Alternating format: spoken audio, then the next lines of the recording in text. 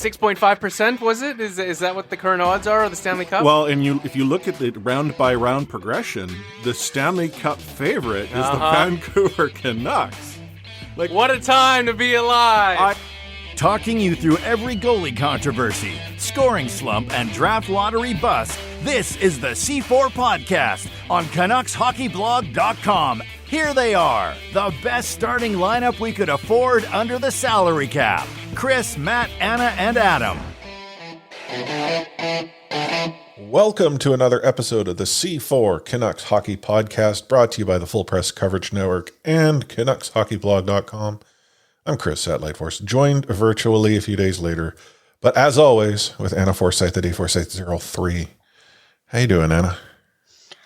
Well, I'm doing okay, Chris. Nothing major to report. How are you doing? Yeah, I would be lying if I were to say I'm doing super duper well, but all things considered, I'm doing okay.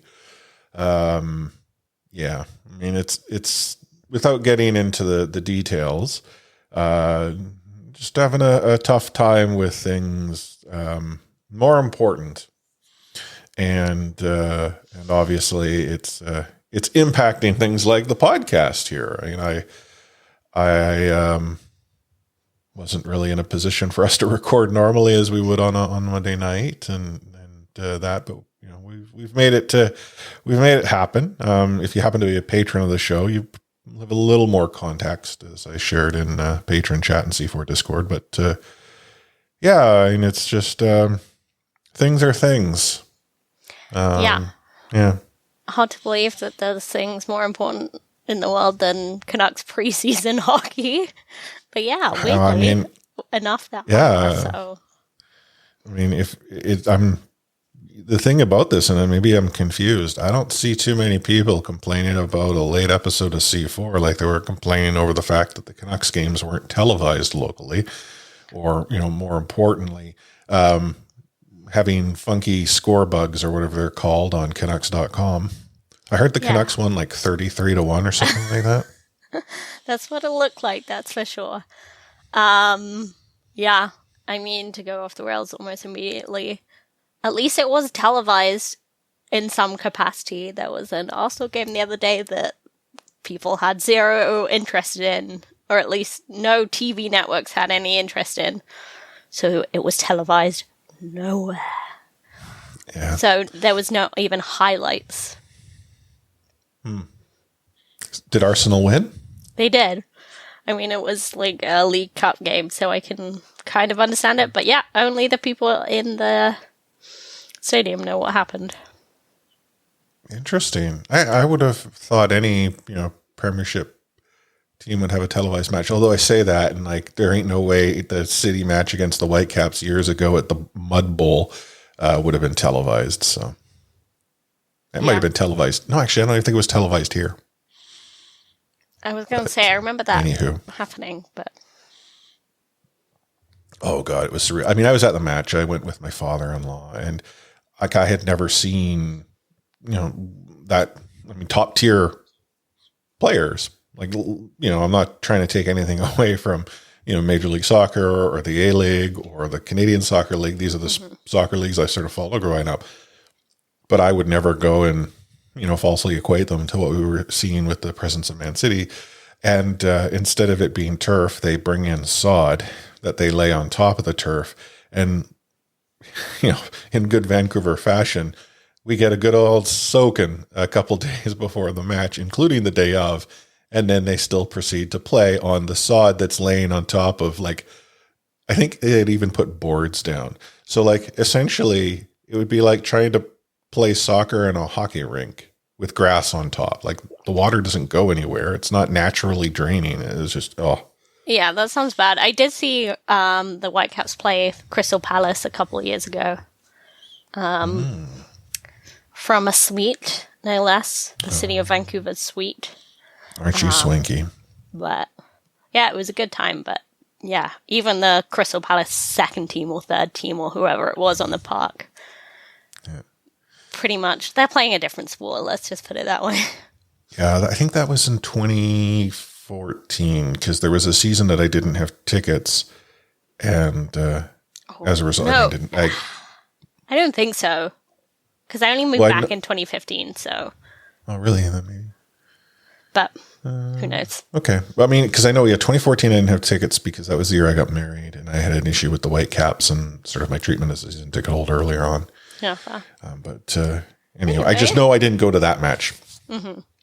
Anyhow, we're not here to talk about the Whitecaps or their lack of proper plane services. Not a knock against the turf, but it's just ain't the same as grass. We're here to talk about the Canucks. They had a couple matches under the belt preseason, one in Spokane, one up here in Abbotsford. We've got a good look at Oliver Ekman-Larsson after one game, and it's a good trade. And obviously, due to you, Anna, Petey, and Quinn are still without deals. Yeah. Or maybe it was me continues. Too. But ultimately, it's an us thing. So let's just start rewinding. The preseason game against the Seattle Kraken, we sort of talked about the fact that it wasn't televised up here. And I grew up in an era where Canucks preseason games didn't necessarily even make the radio. Mm-hmm. So I'm not too upset, but I do wonder, of all of the preseason games not to even make it to air, or at least TV, the first one against the Kraken, could you not have picked up the US feed? I mean, I understand, and I used to work for telecom on the TV side, and I have some modicum of understanding of how the production works. It's not a simple flip a switch, plug things in. But when it comes to, I think it's like simulcasting, essentially take that feed and plug it in. It's easier than having a full-on crew down there. Yeah, and speaking of someone who found a way to get the US feed, it was such a high-quality broadcast, not from a necessary graphics or camera point of view, because it's still Spokane and they still have limitations by not being in an NHL rink. But, having JT Brown, his first game in the booth, the intermission analysis, had Alison Lucan on it, who was phenomenal. So yeah, it was just really interesting, and it's a shame. The other thing, it does come into play. You can't just simply say we're going to take your feed. You have to negotiate the rights to do so, and there's probably some money involved because was it Kong that had it televised, or was it Roots? I think it's so. Root, There's the NBC. I'm not 100%. Yeah, because there's Root Sports, and then there's NBC, which is the king, and then the other NBC, which is Kong, which to us Canadians is like CTV and CTV2. Yeah, I would say BBC2 for our right. Our and then I know that some Kraken games will be broadcast on the ESPN Plus this year, so I'm very confused by that. Well, that's the streaming service. That would be and that's the other thing. You could not stream the Canucks game on Sportsnet now. The only mechanism that you could legally watch the game up here in Canada was to subscribe to NHL Center Ice, or if you happen to be a customer on Shaw, you could watch it as part of a free preview. But what's crazy about this, NHL Center Ice does not give you market teams. And so what that would mean is if you're a Vancouver Canucks fan who cares nothing about any other team in the league, NHL Center Ice is not for you in Vancouver because all of the Canucks games would normally be blacked out. Yeah, that's the thing. Now the blackout was lifted, and I think the Vancouver Canucks as an organization, they sort of were reading the tea leaves based on fan reaction, and were doing whatever it was they could to somehow, make this happen. But we have to also understand they're not the ones who hold the TV rights anymore. They've negotiated those away to Rogers. Yeah. Rogers holds those rights. So yeah. But, is what it is. It is what it is. But for those people that found a way to watch it, was interesting to get a look at Seattle as a team. It was. And I mean, Seattle played a very veteran-laden lineup. One might argue what we saw, not to suggest it will be the day one roster, but it's probably the closest to a day one roster you'd see on any team for their first preseason game, even if they're at home. And I mean, even like Seattle Kraken weren't quote unquote at home, being that they were in Spokane, but yeah, I mean, what Seattle provided us was the experience we should come to expect. Right. Because obviously as a new team, it makes like less sense for them to rest veterans in preseason. They've just got to develop some chemistry there. But yeah, it was actually a really exciting game. Well, I heard the Canucks won the shootout, and that's what counts, right? Yeah. Weirdly, oh my god, I've been to a depressing preseason game where Canucks lost in regulation and they still had to play overtime when they were trying out the 3-on-3. Oh, that was rough. But yeah, seeing as we've actually built Seattle up to be this defensive juggernaut, it was actually a very offensive game, very scoring heavy. This offensive game was brought to you by the Geek Squad. Yeah, Morgan Geeky, I get it. I can't lay claim to that. Someone else on Twitter, and I'm stealing it, and I feel bad because I don't remember who Actually, it was. I think it might have been Alison Lucan on the broadcast. Oh, really? Okay. Yeah. When I saw the name, I'm like, Geek Squad. I actually read it as a sponsorship. That seems kind of it could be, right? weird, right? But then when I saw it more they geeky, should. I'm like, oh my God, that's we're Vancouver Canucks fans. It's all about the nickname for the line, right? It doesn't matter about the line. It's the nickname that's most important. And the Geek Squad is perfect because it doesn't matter who Morgan Geeky plays with. It's the Geek Squad. I'm trying to remember who brought it up the other day, whether it was on Twitter or actually, you know who it was? It was on Enemies of the Show. Trust the Process. They had Andrew on.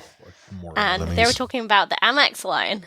And I was like, looking back on it, not a great line in some ways, but it's not the line that's important. It's the nickname. Great nickname. The mattress line, phenomenal nickname. Maybe not the best line, despite there being twins. So, twins and a king. But the West Coast Express, right, is only because it's the West Coast Express. Brennan Morris and Todd Bertuzzi, Marcus Naslund. You can't apply that to anything else. The Geek Squad, it goes with the player, and that just makes it just that much better. Talking about the actual game itself and what we saw from some of the Canucks, any thoughts? You're the one who was able to obtain a feed to watch it. I, unfortunately, did not. It's hard to say. Obviously, it's preseason, blah, blah, blah. All those caveats. But Besser looks just as good as his, I was about to say rebirth. And even though it means the same thing, it's so much better. Renaissance. Last year, he seems to be just as good. Rathbone. He seems to be living up to the hype that we generated from his couple games last year. He's worked so hard over the summer, it seems, and yeah, he's good. Hogland is still good. Garland, as we suspected, is a good part of that troubling trade. Yeah. Goalie situation. Well, consider who was playing exactly. in net. But yeah, let me just say, between the three goalies that we that probably aren't going to be in the big club, there does seem to be a big jump to Mikey DiPietro. He is very close to being ready to be in the NHL. And yeah, Spencer Martin did not look good, so I think he might be, as you said, is a way off. He's a way off. I have to ask about the rundown. You noted Mikey looks LeFit. Yeah, that's not a weird Britishism. That's just a typo. He's LeFit, which That Yeah. probably isn't even French. No. It could be like Alex Burrows as Lafette. Yeah, I mean, I guess in French it would be Luffy, but the point being is that when I read that, I'm like, oh, Mikey apparently looked real good. I interpreted He did. He did. that a couple different ways. That was in the game against Calgary, obviously, but yeah. I am curious to see what's going to happen because I do think they want to give Mikey the lion's share of the starts in Utica.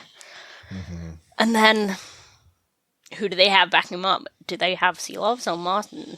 Like, they've carried 3 goalies. Yeah, I think so too. They've carried 3 goalies before, but would you want to do it that year? Like, well, yeah. They don't. Who is their ECHL? It used to be Kalamazoo, but I think it's still Kalamazoo. I'm not 100% I wanted to sure. say Don't quote me on that. Yeah, I thought I saw an announcement from Kalamazoo that, but I mean, we've seen dual team partnerships before, even prior to the pandemic, so it's not unusual. But anywho, when I look at sort of the Canucks, sort of, 2 results, and again, early preseason, the Canucks could go undefeated in the preseason, and I would still be reserved in how I would judge this team. I think what we've seen early on, we've seen some good signs. Like, what is it that we were expecting? And I would say that any of our expectations of the players who've played so far have been somewhat met. I mean, did we think Olli Juolevi was going to be our, lock in the first pairing? No. I mean, we were saying Olli Juolevi at best is our 7th spot, and arguably he's not going to be there. So, okay, you could say maybe he didn't meet that expectation, but we didn't. I feel that we haven't placed too high expectations on anyone. And then you sort of have to consider, like, oh, yeah, did he look okay? Sure. And as it has been written, he is the trade. It's a winning trade. I mean, I don't mean to knock IMAC, and I understand he did not say that in his article. Yeah. But it's just, it's one preseason game. Yeah, he looked okay, but it's just one preseason game. Yeah, it's interesting because I've seen so many people on Twitter media saying after training camp, oh, like, unpopular opinion, but OEL looks really good. And I'm like, no, everyone's saying that. Like, that he actually has had a really great camp. That's not a hot take. And I think everyone's being as fair as possible. But almost like the JT Miller trade, you can judge it in isolation and say that trade still wasn't worth it, even though JT Miller has been a key part of this franchise. Well, the counter argument that someone would provide you to that is, well, there's no guarantee that first round pick would have turned into anything. Yeah. Well, and then that's the thing, is that we're to judge that. We're judging that in retrospect. Mm-hmm. When we, like, yeah, you roll the dice in every draft pick, but at that moment, was JT Miller, based on the JT Miller that we knew, worth a first round draft pick? Yeah, market probably said he was. A first-round draft pick in the situation the Vancouver Canucks were in? No. And I mean, to your point about isolation, like, the OEL deal may pay off, but the Canucks paid a huge price for this. Thankfully, they're winning the Stanley Cup this season, so what does it matter? Quite.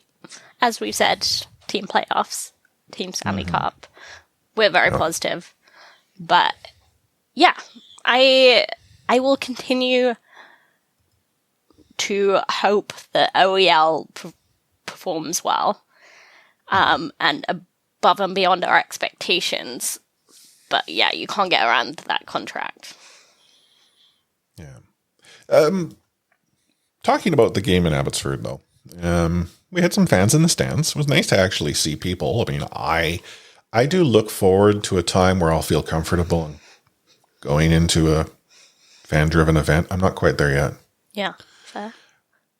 But maybe my expectations were really low on the number of people that were going to go and watch that game, but I was pleasantly surprised with the crowd. And this is not a knock against Abbotsford, nor is it a knock against the building. But leading up to the game, the number of times people were screenshotting every 5 minutes the Ticketmaster seating chart and showing the seats available had me believe the barn would be empty, and it wasn't. Now, did they paper it a bit? Maybe. But it's just nice to see fans in the stands getting that energy. Like it was nice to have the fake crowd, but it lacks the real crowd authenticity. Yeah. I mean, you're not comfortable being in crowds. I'm not comfortable going to Abbotsford. Just like, well, that was the other problem too. Yeah. Whatever the day of the I week. live closer to Abbotsford than I used to, and I would probably not head out there for a midweek preseason game. But you actually noted in the rundown, does it make a difference? Do you think the fans in the stands in Abbey made the difference? Or the fans in Spokane made the difference for the Kraken? I think it makes a difference. I feel like maybe it's just me, but hockey players interact less and remark less on crowds than football players, for example, do. Maybe because they're not, like, there's behind glass or whatever. But I do feel like a lot has been said over the last year about missing them. I mean, when Bo saluted the empty stand, I mean, that got me. I do think that they've definitely missed them. Mm-hmm. I think it does get you fired up. Yeah. I mean, I'm looking forward to it, and I would agree it does make a difference. It's just it's the intangible. It's difficult to measure, even though every player says, "Oh, I really, we feed off the crowd." There's been some great crowds that teams have been unable to feed off before, so it's hard to correlate that. Yeah, I mean, a crowd can't work miracles, Yeah. Oh, I hit my mic. Many apologies to those listening at home. Just heard a big bang.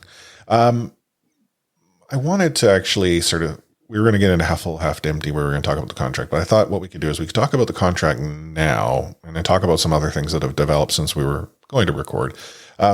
Petey and Quinn still don't have a deal. And,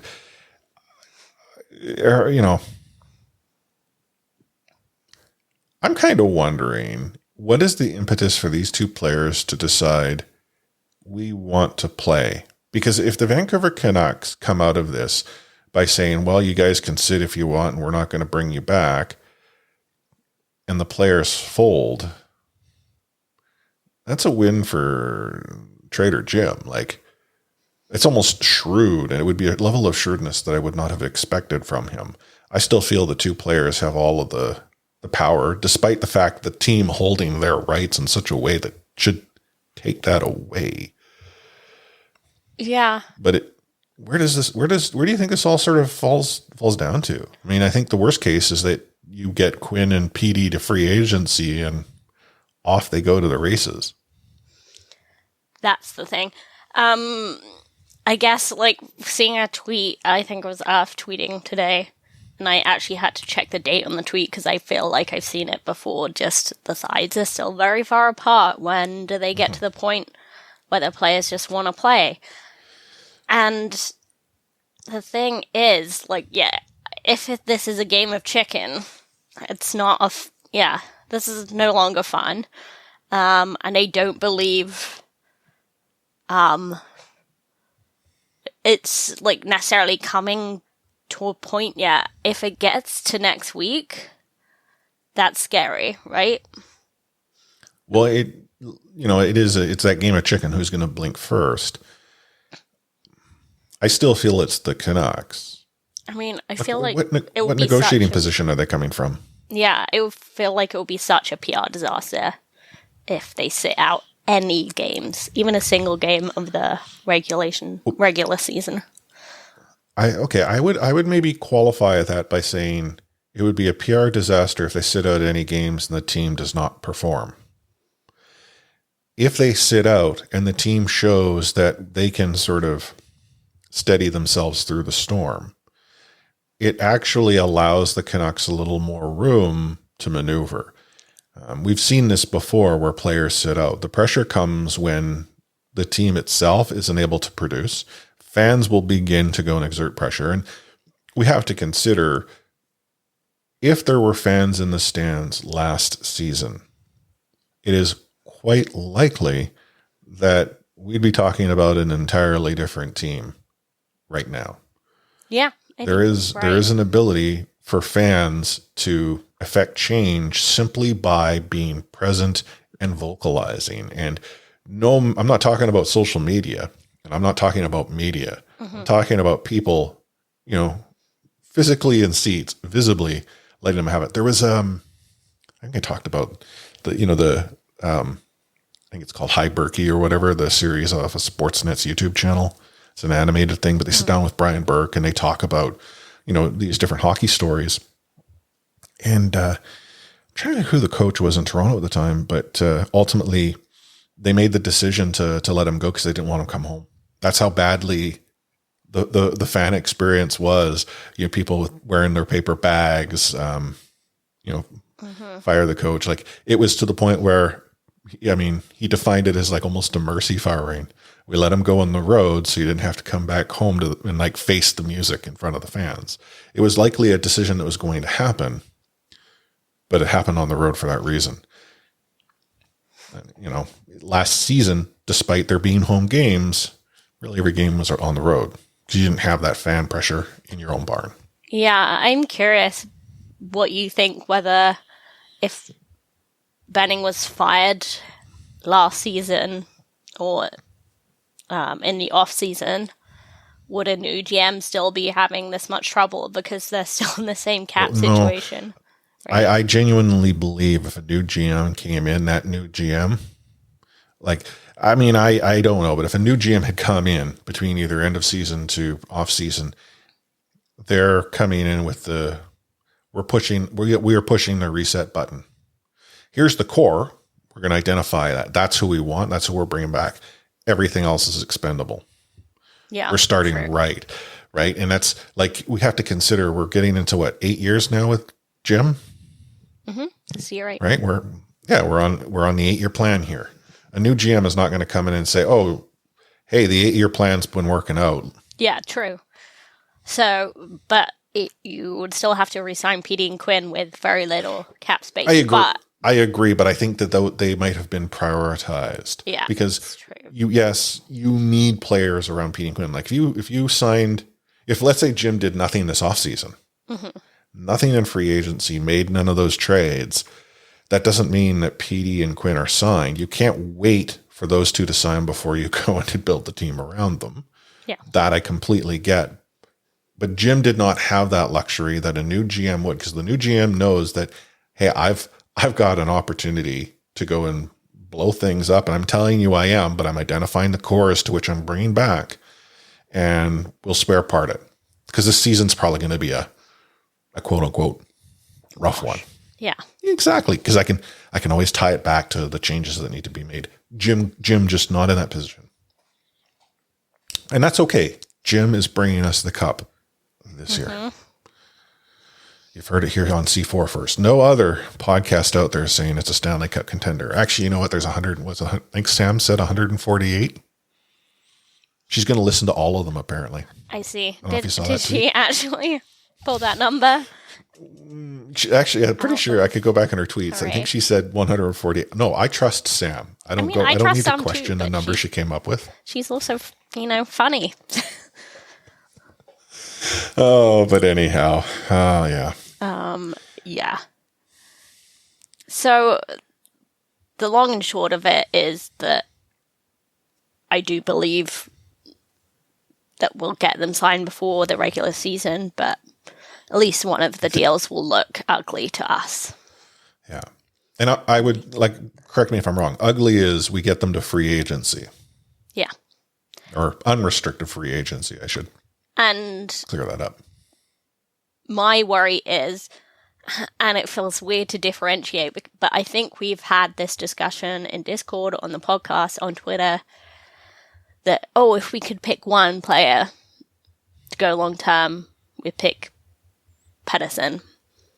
I don't know if we'll have that luxury of choice. I mean, for either, but... No. I mean, think ultimately, Pettersson's deal might look I mean, unsavory. if they sign PD and Quinn to done deals that get them to free agency, yeah, you know what?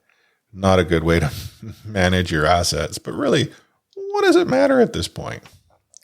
Yeah. You have players that are signed that, I mean, I think this is we're maybe getting ahead of ourselves. And this is something, that we as Canucks fans, we do all sorts of crazy stuff, one of which is looking into the future and looking ahead.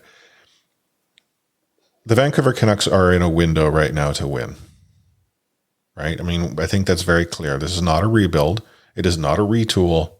It is we're ready to win. So if getting PD and Quinn signed to deals that just ain't good for the future is a problem, but helps the Canucks win today and maybe tomorrow, honestly, I think the organization's in the position where they do those deals. They do them twice on Saturday. Yeah, I mean, that's the thing, right? We almost don't have any other choice but to get them to deals that involves Canucks heavily betting on their own short-term success in order to persuade their stars to stay beyond their deals. Yeah.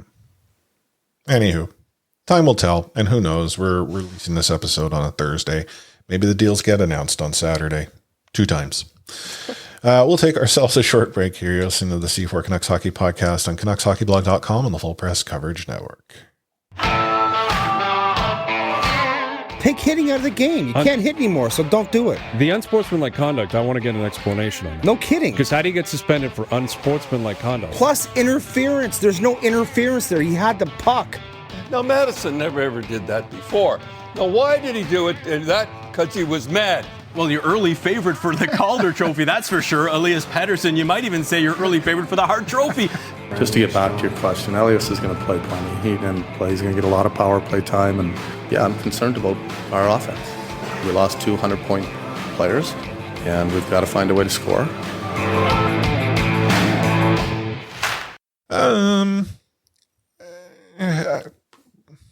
Don't know how to approach this in a manner that provides a balanced opinion, because I think it's quite clear where my opinion lay. But vaccine hesitancy within the NHL has surprisingly not been as problematic as it has been in some of the other leagues, which blows my mind. We've talked about hockey culture being an antiquated culture. But then I really need to do better prep when it comes to our show. But I saw someone equate this on Twitter that the reason NHL vaccine hesitancy isn't as bad is because NHL players are conditioned to do whatever it needs to be to contribute to the team goal. And despite maybe having reservations about getting vaccination, which in fairness, while they're entitled to have, they should still get the shot. They do it because I don't want to let my team down. Right. And I think I said this, maybe it was our episode with Darren. It was definitely an episode this summer, but I basically said we criticize the team first culture a lot. NHL has no idea how to promote stars. Anyone stepping out of line is kind of shoved down, and that's a problem. But when it comes to vaccine hesitancy, it might be a benefit because people just do what they're told. Yeah, based on the known reports, you can almost count on one hand, maybe having to pull out the second one, the number of players who have yet to get vaccinated. Now, there are implications if a player chooses not to get vaccinated. We have since learned the cross-border travel won't be as significantly as much of a problem as presumed originally. They won't be able to come to Canada, and those who are in Canada, well, they won't be able to leave. We still don't know about them getting into the United States, being based in Canada, but we do know the American players are based in American teams who don't get vaccinated will be permitted to fly into Canada, take part in a game, so long as they do nothing more than stay at the hotel, travel to and from the rink to play, and that's it. Yeah, and I believe that testing requirements are increased from the teammates. But yeah. Yeah, I mean, it's funny that someone had said that happened after all the stories about vaccine hesitancy in the NBA came out. Yeah. Well, Not after the it's NHL. I'm sure it's not the NHL's doing. Oh no. I mean, so it's a national interest exemption up here in Canada that's being granted. It's allowing for this. And I presume that national interest exemption will be applied to rules that we're going to come into play that are going to prevent those who are not vaccinated from flying, traveling by train, or I think boat. And considering we no longer have cross-country, or unified cross-country bus service, and despite that, I can't imagine an NHL player going from Vancouver to Winnipeg on the bus. I had sort of raised this point. If there were, let's say, a player for the Vancouver Canucks who had some hesitancy as to becoming vaccinated, they functionally cannot, without this national interest exemption, they cannot play in games outside of Vancouver. Mm-hmm. Right? They would not be able to travel by plane in Canada. They would not be able to go and cross the border in the United States. They would not be able to travel by train. Vancouver, Edmonton, Calgary, Winnipeg would have been the 4 toughest teams to have this hesitancy issue be a problem. At least in Toronto, Ottawa, Montreal, one might suggest traveling by land in a car isn't as bad. It's still not pretty good. Far. I was gonna say. Oh no, I know, but it's not like Calgary, Edmonton, maybe back and forth. But the thing is it's this national interest exemption sort of gives the NHL the opportunity to avoid this particular problem. But to your point, I think it was the NBA that forced the issue, and the Canadian government. Toronto don't want to give up their home games once again. They don't want to be forced to play in the US. God, doesn't it sound like the world's worst version of Dr. Seuss's Green Eggs and Ham? I will not take it on a bus. I will not take it on a train. I will not take it in the rain. Anyway. Yeah, the vaccine hesitancy. I mean, I don't think I'll ever understand it. I was talking to someone who had said that their hesitancy had absolutely nothing to do with the vaccine. It had everything to do with the needle and just an inherent fear. And yet they're double vaccinated. Yeah, I know a lot of people that have had to face up to pretty severe needle phobias to get vaccinated. Yeah, I mean, they spoke to their family doctor, explained the issue, said, is there anything that can be done to help me? I have this problem. I want to find a way to figure it out because I want us to get it over to there.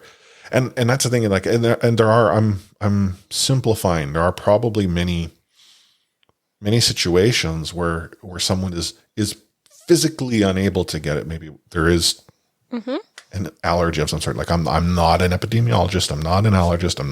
I am not a doctor. I'm just a regular guy who has a microphone. But despite that, hearing people I shouldn't have to get it. The analogy that someone was using, and I mean, I've seen it a lot. Igor Larionov too has used it. The iPhone 13 has come out, but you know what? People shouldn't rush to upgrade it. It's not like it's been in development for anything more than a year. And unlike the iPhone 12 that had been in development for 100 years, right? You just can't trust the iPhone 13. Not only that, it's got 5G and it's got microchips in it. But I mean, as much as, I'm being silly here as those people are, and they're memeing this concern, I don't trust it. I haven't done my research and all that. There are well-proven articles that are without dispute that mRNA as a science has been dug into for, was it 40 or 50 years? I mean, literally, on the idea of vaccines, on mRNA vaccines, on these particular vaccines, there have been vastly more qualified people than any of us doing heavily funded, detailed research. Well, that's the other thing. It's not like it's been it's the heavily funded. It's amazing what magic can happen when budget no longer becomes an issue, right? It's here's the money, here are the resources. Let's focus everything on this.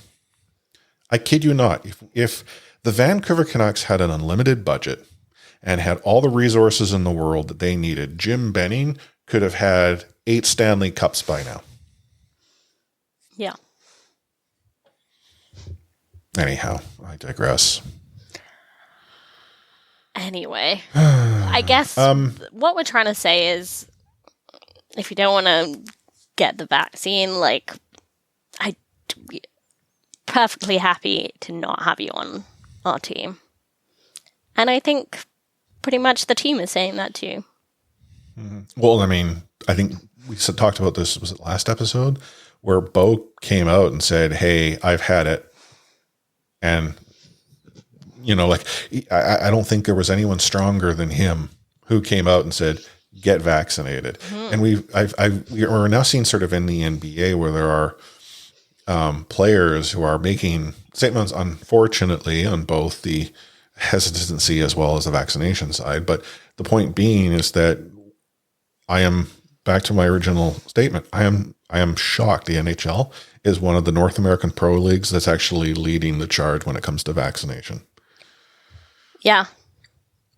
Color us shocked, but it's happened. What is the league at now? 98? Is that true? I'm not 100% sure. But yeah, there has been some remaining people still. Yeah, and I actually trust the percentage with the league simply because the way this issue is being approached, players would talk, and it seems those who have are sort of broadcasting they're there. Like there's a peer pressure component. Again, it's the hockey culture that's actually almost bringing this issue to light. It's as wrong as hockey culture happens to be, every so often its wrongness is what makes a right, which then makes me hate it even more. Yeah, it's true. That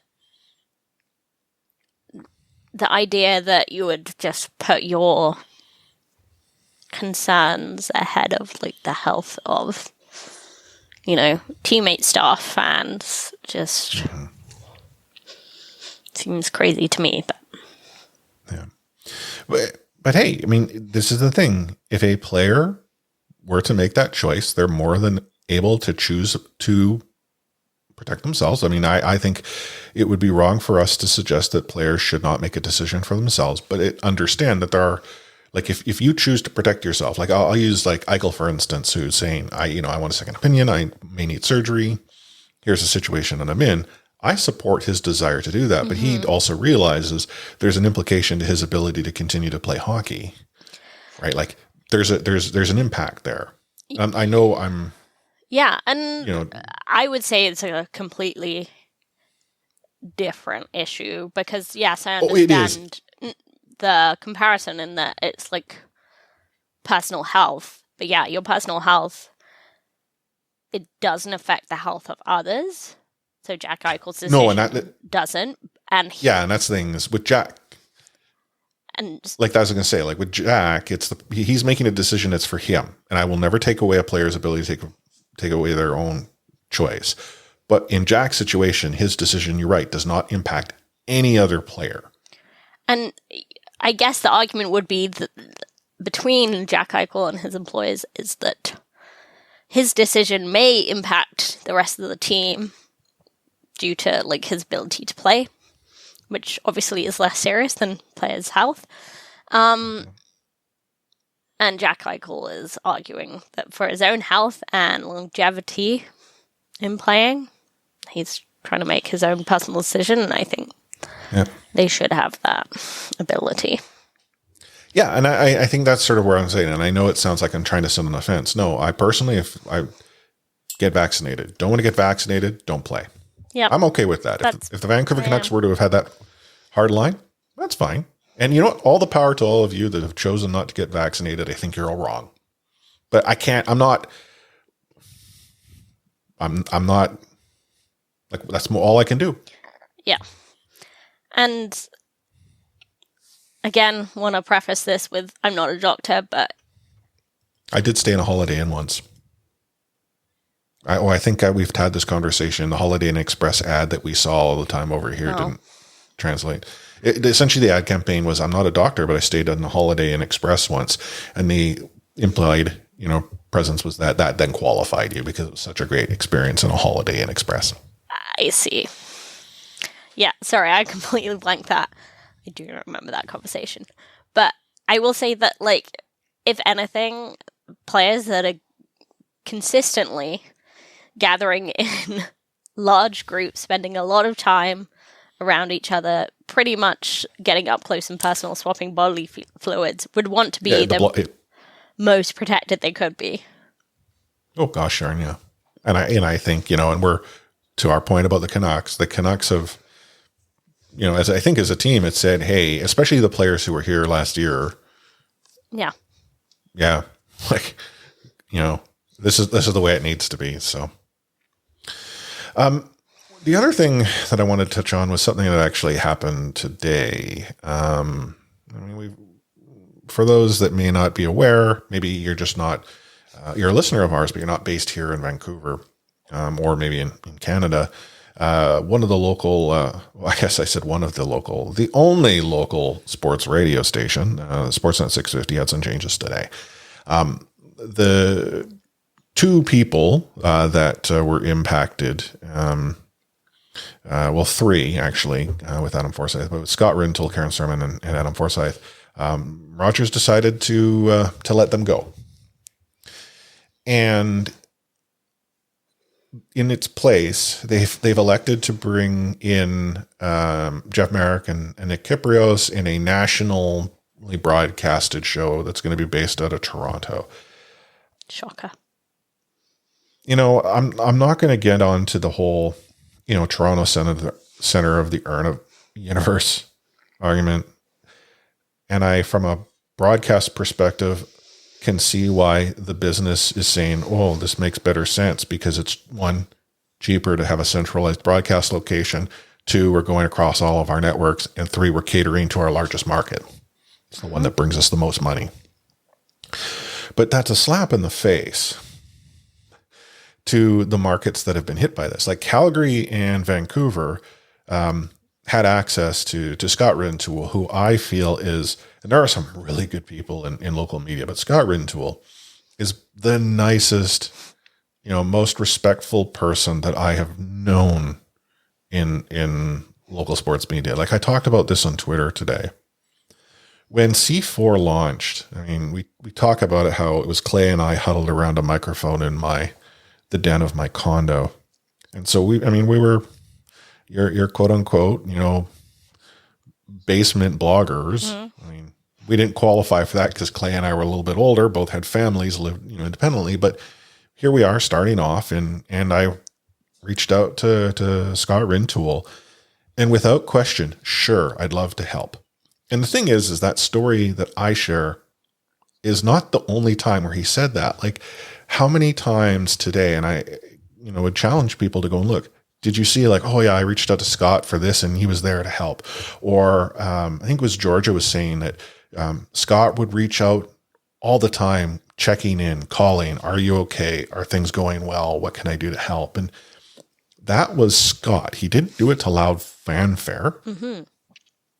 He simply did it because that was him and it was the right thing to do. And when it came to his sports acumen, this is a guy that he knew so much. Like, there's often an argument in Vancouver social media about sports. And it's like, oh, I wish this person knew this sport. Like there was some uproar when Blake Price was given the play-by-play voice for the Whitecaps over Peter Saad.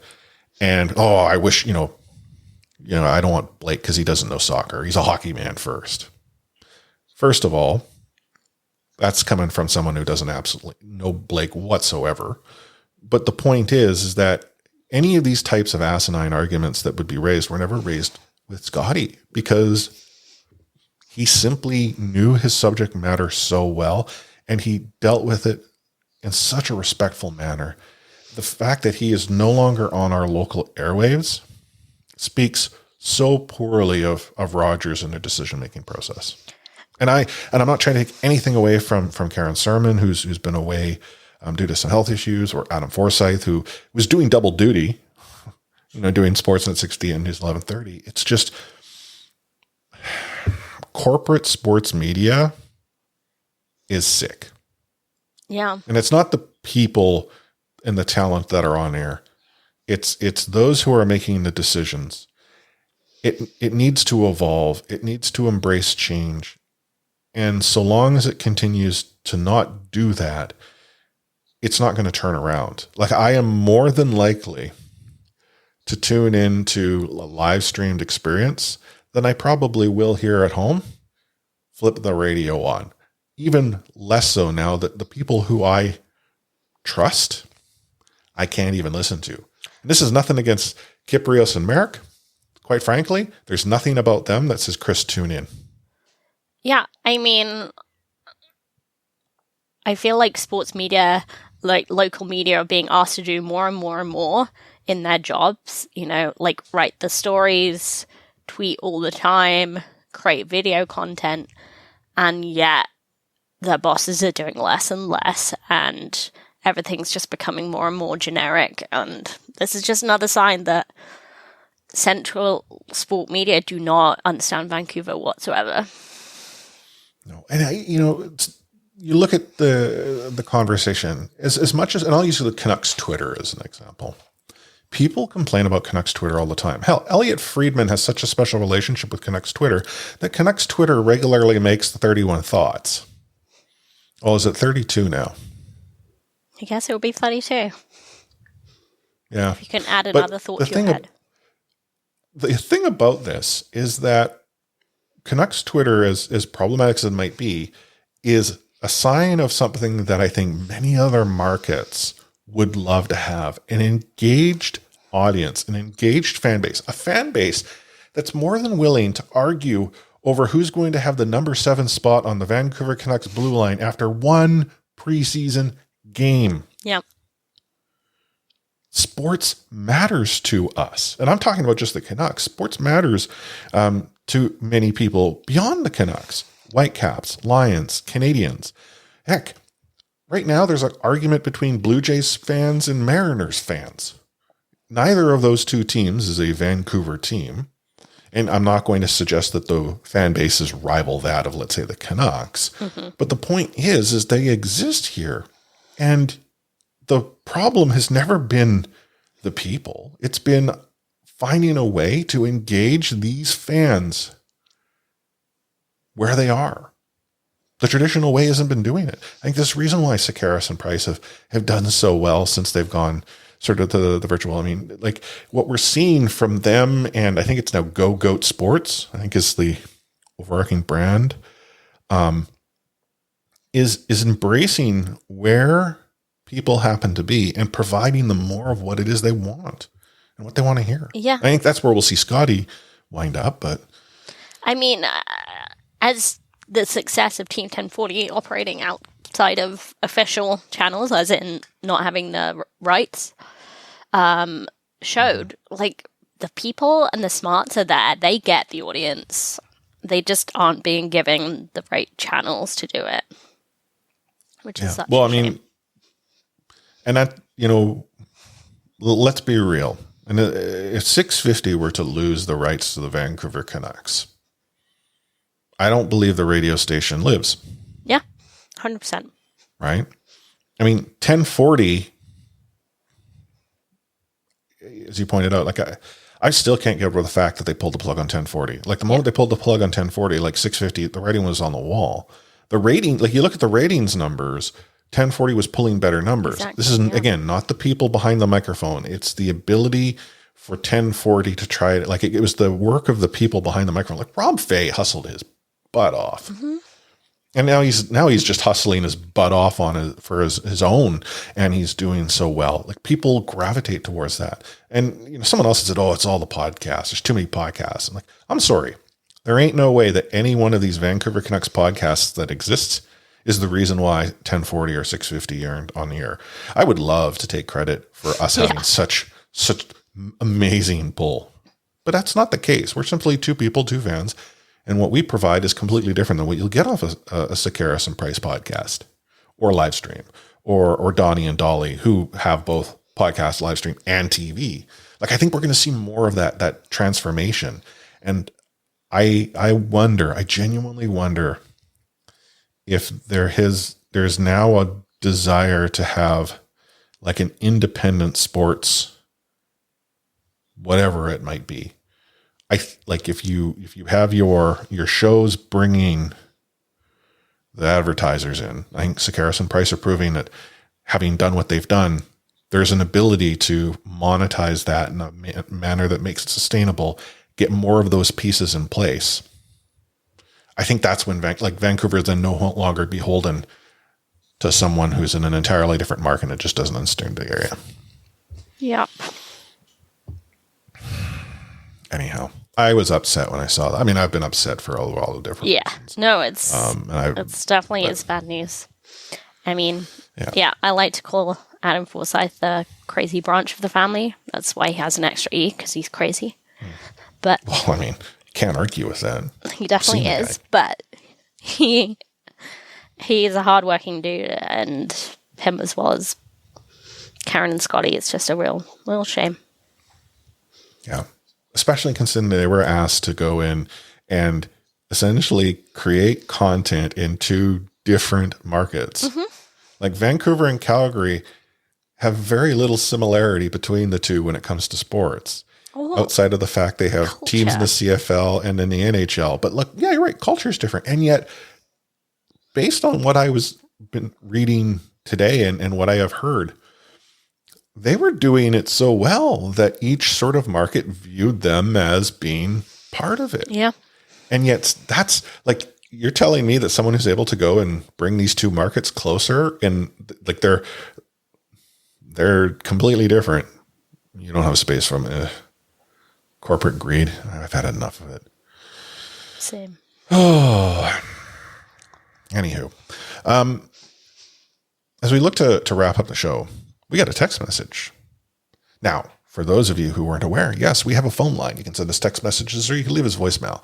The phone number is 604-200-6201. That's 604-200-6201. And this message is a little bit longer. I'm going to read it to verbatim, even though I'm not entirely sure the first line of the text message was meant to be read on the show. But hey, it is. Before you read, this message is composed and supplied by Hercules. I repeat, for those that may miss this part of the message, this is Hercules. Crying, smiling emoji.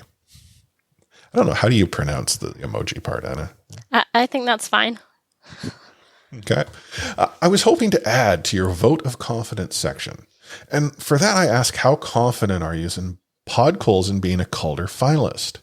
Not to sway your opinions, but I have very little confidence since the rookie class seems to be very strong, like Trevor Zegras, Jamie Drysdale, and maybe that Caulfield guy. Winky smile face. Cheers, folks. Continue the positivity. Signed, so you won't forget it, Hercules. P.S. Anna, the Ducks are bad, but they're rebuilding and actually doing an okay job of it until they ruin it by acquiring Eichel. So, how confident are we in Podkolzin being a Calder finalist? Pretty low confidence. And that's not taking anything away from Podkolzin, who's had a pretty strong showing. What say you? See, okay, my gut tells me I have low confidence, but I am positive, and this is the C4 Canucks Playoffs podcast. And for this to be a playoffs team, then we need playoffs Podkolzin. Mm-hmm. So I have confidence that Podkolzin will be a Calder finalist. I don't know if he'll win the Calder, but you're just saying Calder finalist. Yeah. I mean, let's be real. It's not, even if we think that Podkolzin is going to be the best rookie or one of the best rookies in the league, that doesn't guarantee you a Calder finalist spot. It's still votes. It's still politics. It's still Pacific time. This is a playoffs team. Okay. It's going to happen. It's going to be happening. I like your attitude. Just like the Ducks acquiring Eichel. Yeah, that's super happen. positive from Hercules, I guess. But as I let off, if you want to drop us a text message with your thoughts, you can ask us questions. As you can see, I read them verbatim, including the emojis. The number is 604-200-6201. So here we are at the end of the show. I'm a little chipper mood. Talking to you, Anna, is always good for the soul. So thank you. Thank you for that. Patrons, if for some reason you're not in Discord, I'd shared that we're a little off our regular routine. When it comes to instead of the anthems, we canceled it this week. This was meant to be an off-the-rails week, but the likelihood is that we'll have to wait until next, at least. And that's a me issue. Please. It's a Chris thing. When the Chris things get sorted out, then we'll get back into the regular. We're still looking for swing of ideas things. as well. So if you have one, be sure to send it our way. That's true. But if you were curious about what this Patreon stuff is and what patrons are, head to patreon.com/C4podcast where you can learn all about it. A few bucks a month, you get access to some additional content, access to our Discord only or patron only chat channel where some of the fun stuff gets talked about. But obviously, when it just comes to joining Discord, whether you are a patron or not, you can have a conversation at Gate 16. Or if you happen to be down in Seattle and be a fan of the Kraken in Pike Place, discord.io/C4podcast is the place to go. So, Anna, what final words of wisdom say you? This is incredibly off topic from what we were talking about, and a little more serious, but this episode will be coming out on September 30th, which in Canada will be the National Day for Truth and Reconciliation. And if you're based in Canada, and, even if you're not, I encourage you to take the time to reflect on Canada's history and the relationship Canada has had with its Indigenous people and the issues they have faced in the past and continue to face today. I personally will be starting a course I registered for at the University of Alberta, which is free. So if you have the time to spend some time reflecting, I'd encourage you to do that. Well said, Anna. And I appreciate you recognizing what September 30th is meant to be. I know I have unfortunately seen some who are celebrating the fact that they're getting a day off. For those that are, please reconsider what you might be able to use that day off for. And if you're not getting the day off, still understand that there are opportunities like that University of Alberta course is one I've been meaning to look into myself. Final words of wisdom from me. Hug those that are that you have the opportunity to hug. Those that are close to you. Tell them how you feel. Sometimes those opportunities are fleeting. Just don't pass them up.